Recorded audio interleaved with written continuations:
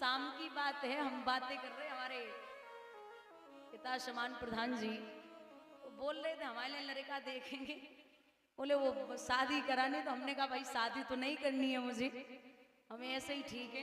वो कहते हैं ना कि पर ये पिछारी घर वाली मेरी कहते आत, घर में घुसे हो बाजार सोना जाओ जी, और हल्द लाओ मिर्च लाओ और तुम धनिया लाओ, कूटवे के काजे धनकोटा मंगाओ जी, ताते जे रड़ुआ भरे रोटन ते लड़ुआ भरे सूखी खाओ से रूखी सरकाओ जी, रात के सिनेमा से 1:30 बजे आओ जी, और फोरा नहीं फुंसी नहीं डॉक्टर हकीमन से जेब को बचाओ जी, और जाड़े में 4-4 महीना न नहाओ जी, और कुआरे रहोगे तो सुखारे रहोगे लला, जानबूझ नाक में नकेल ना डराओ। आधी आजादी खत्म, ध्यान से सुन लेना। ब्याह तो आफती है, उन्हें पूछो जिनके घर में एक एक है, नाक में दम कर रखी है। देखो मन ही मन में घुस गया रे, जानते हो तो भी अंदर से क्या कह सकते हैं, तुम बिटिया आई पेट की जानती हो।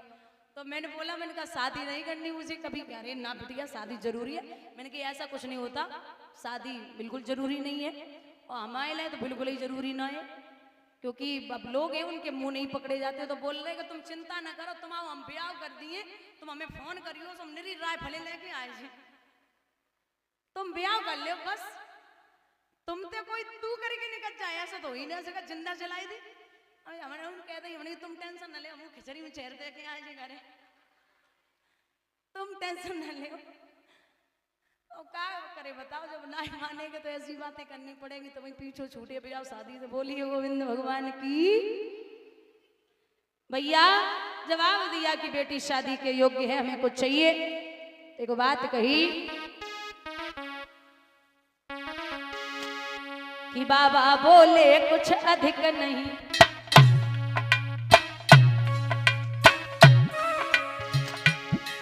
बाबा बोले कुछ अधिक नहीं, कछु इच्छा दान चुका राजन, एक लाड़ो घर में कुआरी है जग पीले आंख करा राजन।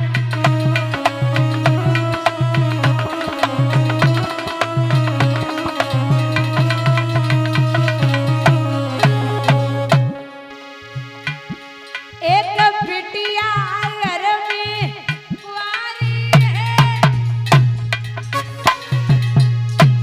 बगे पीले हाथ करा राजन, एक लाड़ो घर में कुआरी है, बगे पीले हाथ करा राजन।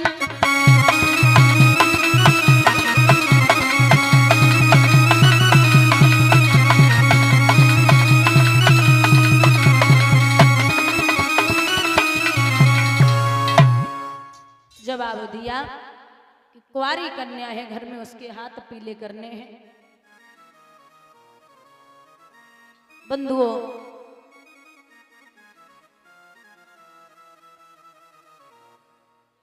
यहां जवाब दिया हमारे पास कुंजी और लगाम है, इसके अलावा कुछ नहीं है। बोले इसी का संकल्प कर दे, जब पहुंचेंगे घर पे तो संकल्प में जो बन पड़ेगा वो तू मुझे दे देना। वो ठीक है। महाराज कुंजी और लगाम का संकल्प किया। संकल्प में क्या चाहिए? बोले 60 भार सोना। दादा ध्यान से सुनना, यदुवंश दर्पण का प्रमाण है। 60 भार सोना 7200 किले का होता है। 60 भार सोना 7200 किले का होता है।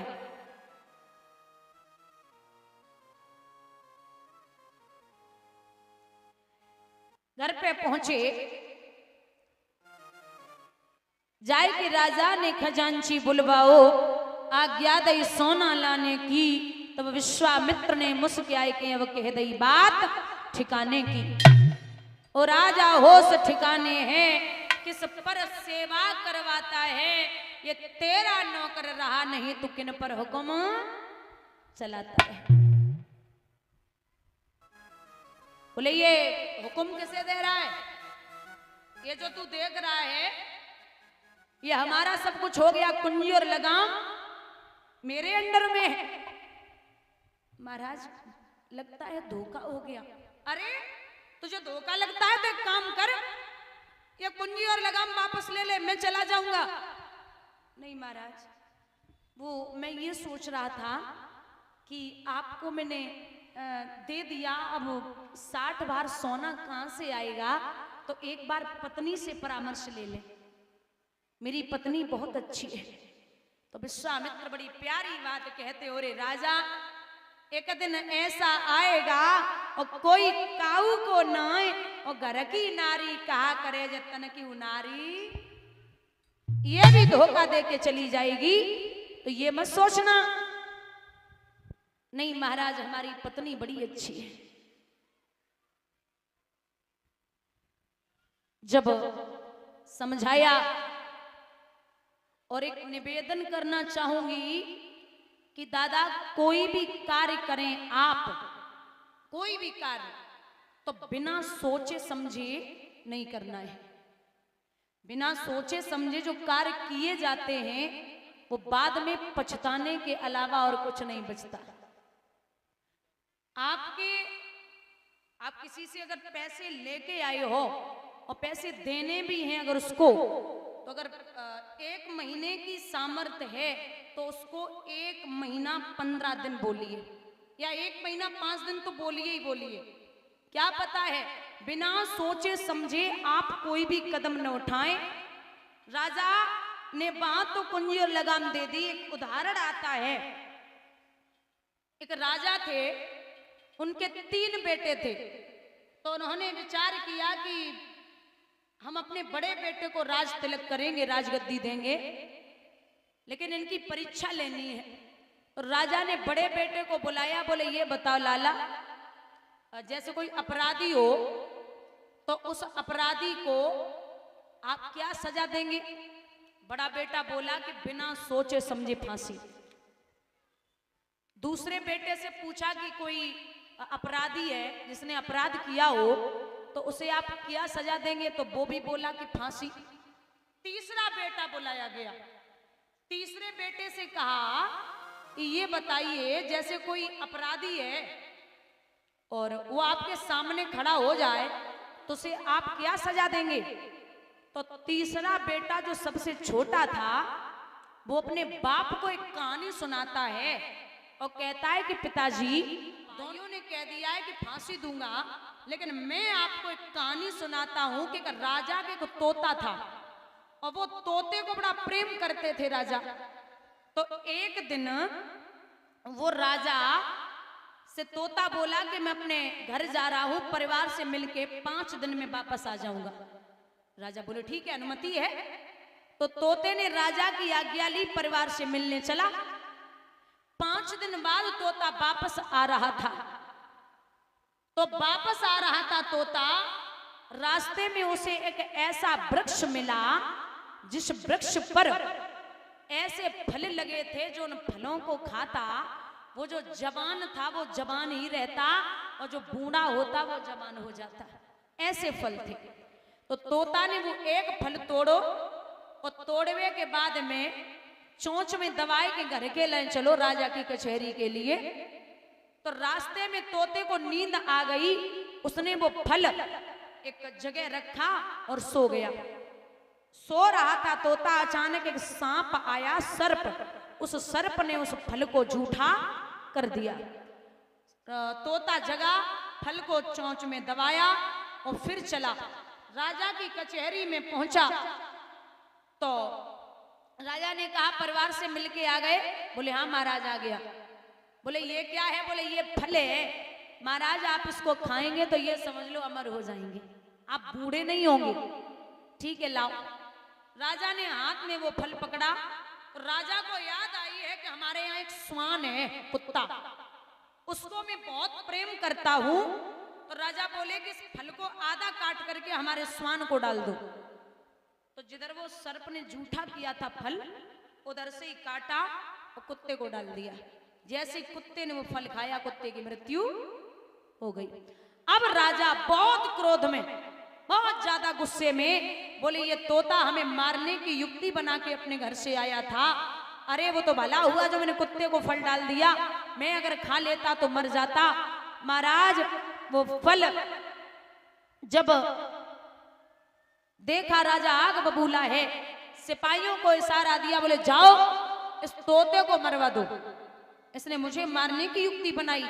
तोता बार बार चिल्ला रहा, महाराज मेरी गलती नहीं है, आप मुझे गलत समझ रहे हैं, गलती नहीं है। लेकिन राजा ने एक बात ना सुनी और तोता को मरवा दिया।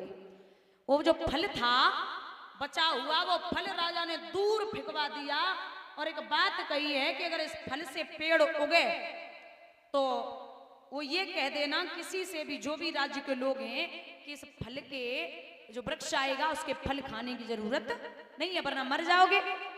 फल दूर फेंकवा दिया गया, उससे एक पेड़ उगा। महाराज उस पे फल आए। वर्षों के बाद एक बुढ़िया मैया वहां से जा रही थी तो उसे भूख लगी, उसने वही पेड़ का फल तोड़ा और मुंह में डाल लिया। महाराज वो फल खाया तो पता चला है कि वो बुढ़िया मैया दिन पे दिन जवान होने लगी। राजा को ये खबर दी गई कि महाराज जो फल फेंका गया था उससे, वो फल से एक बुढ़िया मैया जवान हो रही है। राजा ने विचार किया कि ये तो सत्य बात कही थी तोते ने, हमने उसे बिना सोचे समझे, उसकी बिना बात सुने उसको मरवा दिया। अरे तोता रोता रहा, मैंने एक भी बात नहीं सुनी। आज अगर उसकी बात सुन लेता तो मैं उस अपराधी नहीं मानता। तो छोटा बेटा राजा को समझाता है कि हे पिताजी, आप इतना समझ लीजिए कि कोई भी अपराधी होगा तो उसकी कुछ मजबूरी होगी। जब वो सामने आएगा मैं उससे पूछूंगा कि पूरी बात क्या है, तब उसे सजा दूंगा। राजा ने छोटे बेटे का राज तिलक कर दिया। बोलिए गोविंद भगवान की।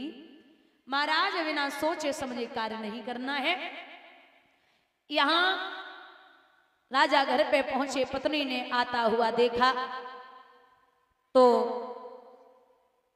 आकर के चरण धोकर के चरणामृत लिया, हाथ जोड़े एक बात पूछी, श्रीमन आप निराश हैं, कोई बात है क्या?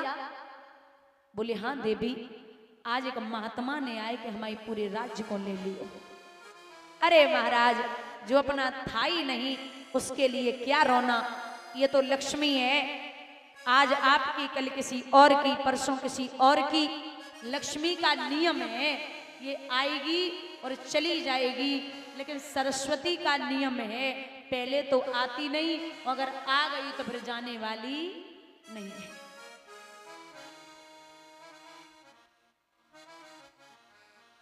बोले जो आपके पूर्वज नहीं ले गए वो आप क्या लेके जाओगे? नाथ आप निश्चिंत रहिए। बोले निश्चिंत हैं, लेकिन 60 बार सोना कहां से लाए? खुद बिक जाइए, मुझे बेच दो, पुत्र को बेच दो, लेकिन 60 बार सोना अवश्य चुका। राजा का हृदय हल्का हुआ। जन्मभूमि मां को राजा प्रणाम करता है और बोला मैया आज मैं तुझे छोड़ के जा रहा हूं। प्रजा के लोग कहने लगे कि महाराज कहां जा रहे हो? बोले ये संत है ना, ये आपकी रक्षा करेंगे। प्रजा के लोगों ने जवाब दिया महाराज महात्माओं का काम होता है भगवान का भजन करना और राजाओं का काम है प्रजा को संभालना, संत क्या जाने राज्य चलाना। राजा हाथ जोड़े के विश्वामित्र से बोले महाराज हमने जब प्रजा को पुत्र के समान वात्सल्य दियो है, आप बस मेरी प्रजा की रक्षा करना। विश्वामित्र बोले इतनी तकलीफ है तो जा क्यों रहा है, ये कुंजी और लगाम पकड़। नहीं महाराज आप ख्याल रखना। तो मैया आज आंखों में आंसू लेके बोली, राजा समझाए रहे। व्याकुल देखी नारी धीर उरदार कहियो वानी, तू किन को कर रही मोहरे बावरी रानी।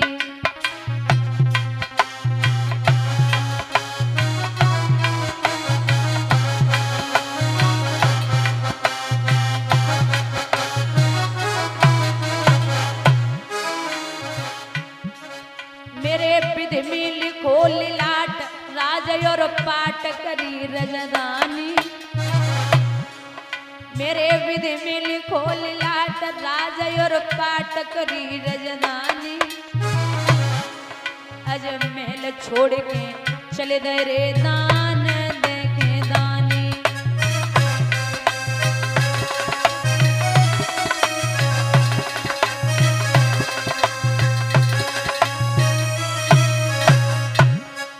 मेरे विधि में लिखो लाट राज और पाट करी रजदानी अज महल छोड़ के चले गए रे दान देखे दानी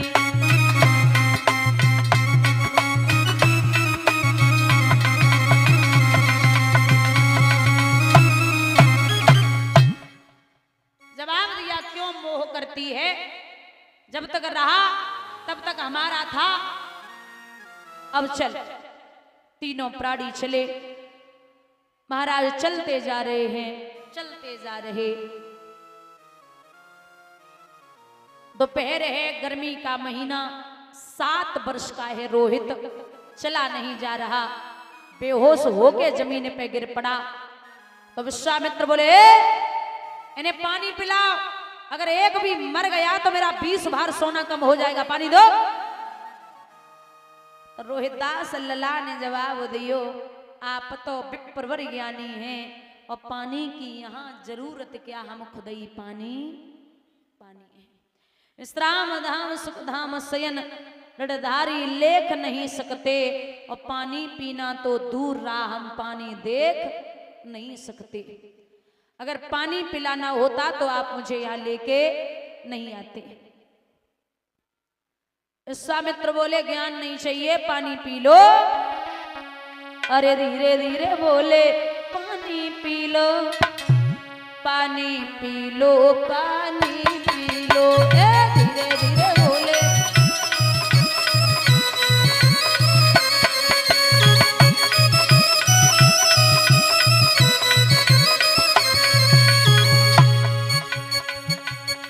जल्दी से तुम पी लो तीनों नीर नहीं तो हो जाएगी बहुत अधीर